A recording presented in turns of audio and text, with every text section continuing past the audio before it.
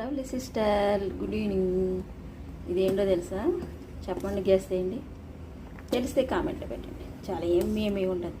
మీకు మంచి మంచి వంటలో సాంబార్ పొడి ఎలా చేయాలి, రసం పొడి ఎలా చేయాలి, ఏ రసం పొడి ఎలా కాస్తే బాగుంటుంది, చాలా రసాలు ఉన్నాయి.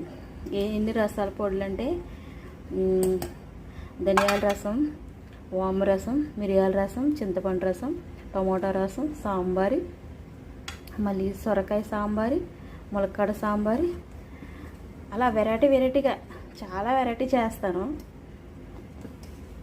చేస్తున్నాను కదా, ఒక లైక్ వేసుకుని నాకు నా ఛానల్ని సబ్స్క్రైబర్ చేసుకోండి. తెలియని వాళ్ళకి చెప్పండి. మన ఆంధ్ర అమ్మాయి బాగా చేస్తుంది వంటలని. ఓకేనా?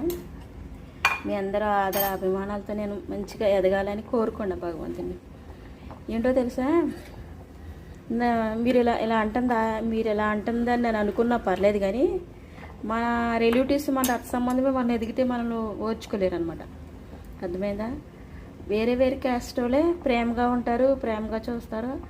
ఏంటో నాకు తెలియని అసలు మన క్యాస్ట్ అని అంటున్నానని బాధపడొద్దు. ఎందుకంటే అందరూ ఒకటే అనుకో. మన మతం ఏంటంటే మానవత్వమే మన మతము, మంచితనమే మన మతము. కాకపోతే చాలామంది అట్లా అసలు ఇప్పుడు మన పక్కన వాళ్ళు బాగున్నారంటే మనం కూడా మన పిల్లలకి గెంజి దొరుకుతుంది అనుకోవాలి, కానీ వాళ్ళు పాడైపోవాలి, మనమేమో బాగుండాలని కోరుకుంటే మనం ఇప్పుడు ఇలాగే ఉంటాం. అర్థమైందా? ఇప్పుడు ఎవరైనా ఏదైనా చేస్తారనుకో ఎంకరేజ్ చేయాలి.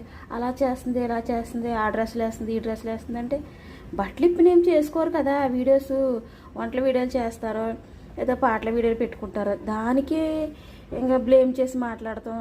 మీ భార్య ఎలాగా, మీ అమ్మ ఎలాగా అని చెప్తే పిల్లలు ఎలా ఉంటారు? ఎదిగిన పిల్లలు మనం ఏమైనా తప్పేం చేస్తారు కదా. వంటల వీడియోలు పెట్టుకుంటాం, పాటల వీడియోలు పెట్టుకుంటాం, ఏదో టైం పాస్. ఉన్న రోజులు భూమి మీద ఉన్న రోజులు ఏదో టైం పాస్, అంతేగాని అదే శాశ్వతంగా ఏమేమి బట్టలు ఇప్పుకొని మనం ఏం చేస్తలేదు కదా. మంచిగా చేసుకుంటున్నా. ఏంటో ఈ మనుషులతో మాట్లాడాలన్నా భయం, మనుషులతో నేను స్నేహం చేయాలన్నా భయం. ఒంటరిగా ఉండటం మంచిది. ఆ దేవుడు తప్ప మనల్ని అర్థం చేసుకునే వాళ్ళు ఎవరు ఉండరు. మన కూడా ఉంటారు, మన గోతులు తీత ఉంటారు. అర్థమైంది? చాలా జాగ్రత్తగా ఉండాలి. మరీ ముఖ్యంగా చెప్తున్నాను, అసలు ఆడవాళ్ళతోనే జాగ్రత్తగా ఉండాలి. మగవాళ్ళే బెటర్ నన్ను అడిగితే, చాలా బెటర్.